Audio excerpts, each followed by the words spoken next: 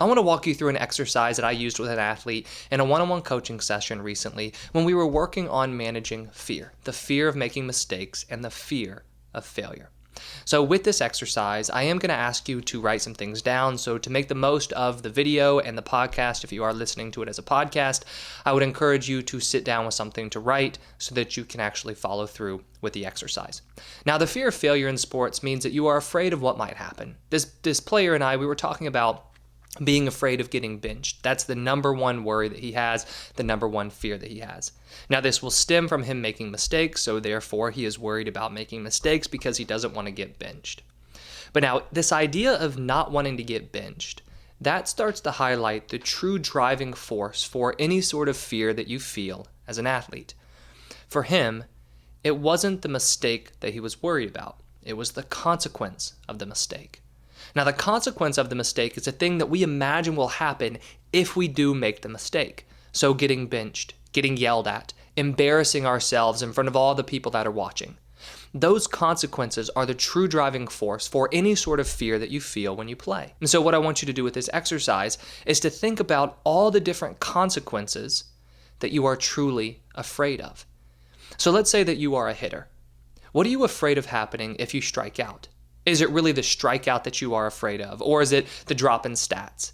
Is it coach maybe lowering you in the lineup? Is it performing poorly in front of your family who's watching for this weekend and they haven't seen you play in a while? What is the real thing that you are afraid of? Not the action. The action itself has no fear in it. It's what results from the action. So right now, I would encourage you to pause the video or pause the podcast and write down what are the main things you are afraid of in terms of the consequences of your game. So with the athlete that I was working with yesterday, he outlined those consequences during the week or throughout the week before or between our sessions. So when we had our next session, he had already outlined these consequences.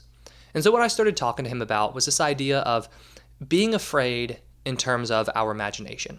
Because with those consequences, they were things that he was worried about happening. So he was imagining what would happen if he did make a mistake.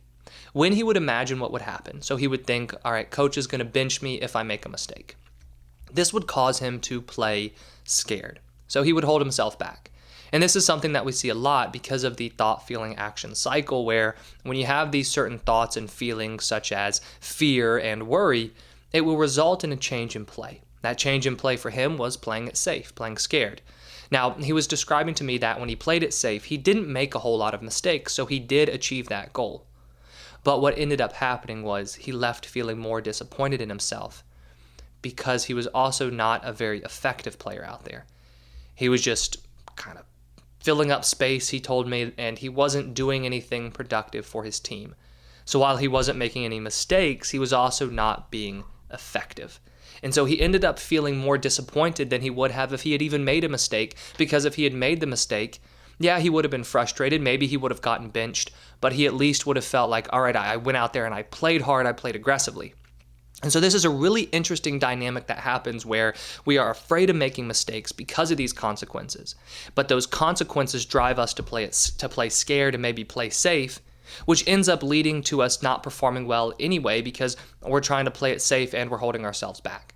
Now, for him, he didn't make a whole lot of mistakes when he played it safe, but I've worked with many other athletes who actually make more mistakes when they play it safe because they're playing timid or they're holding themselves back. A great example of this are hitters for softball or baseball, where you're playing it safe, so you're hitting timid and you're hitting scared, so now you're behind, you're a little bit late. They end up striking out, or they end up having a weak ground ball or a weak pop-up because they're not hitting aggressively because they are scared of striking out or getting out. Now, what all of this shows us is that it is in the imagination, the imagined thing that will happen, the consequence, where we see this change in play happen and we see this fear truly start to affect your play. Now, the truth is you might get benched, right? You might get yelled at. Other people might think poorly of you if you do make a mistake. But once that happens, it's happened and now you are dealing with it. And this is something that I was talking to the athlete about yesterday. I had him think about a time in the past when he has been benched. And he thought back to high school. He's in college now.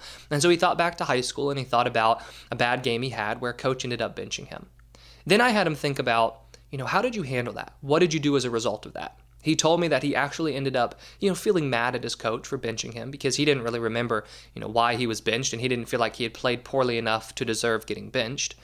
And so when he did get his next opportunity, he actually played better because he used that anger towards his coach as motivation. So he was benched. He handled it well because he was able to go out there and play better as a result of it.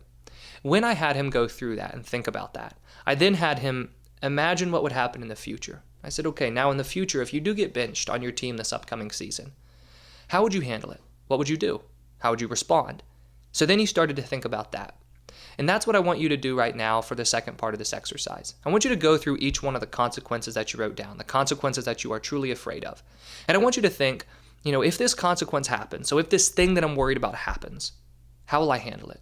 What will I do to respond in a positive and in a productive way? Once you have that outlined, you realize that the consequences you are worried about are going to be taken care of with action.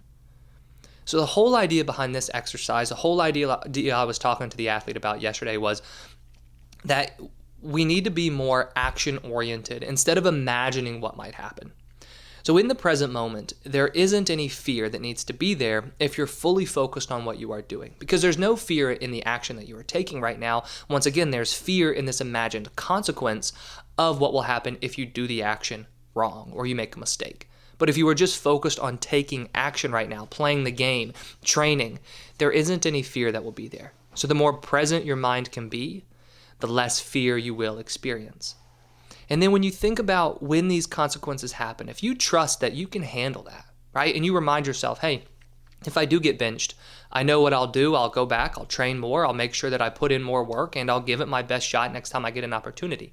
If people think poorly of me, I'll remind myself that it was just one bad game. I'll bounce back from it, I'll get better, and I'll move on as a result of it. When you're able to look at these consequences and tell yourself that you will be able to handle the consequence if it does happen, and you have a plan in place, a strategy to be able to handle the consequence, there's a lot less to be afraid of. Because remember, you are afraid of the consequence, right? You're afraid of what might happen, getting benched, getting yelled at, embarrassing yourself, having your stats drop.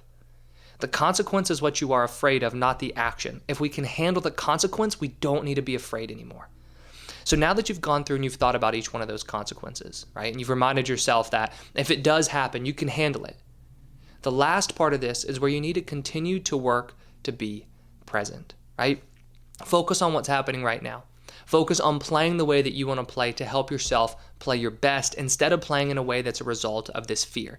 Because just like that athlete that I was talking to yesterday explained to me, it's so easy when you play with fear to play it safe and to hold yourself back. But if the very thing you are afraid of is making mistakes, it doesn't make sense to then have that result in you playing in a way that leads to you playing poorly, underperforming.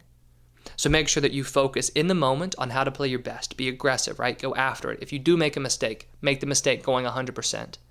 And then go through this exercise and refer back to this exercise and remind yourself that I'm afraid of the consequences, not of the action.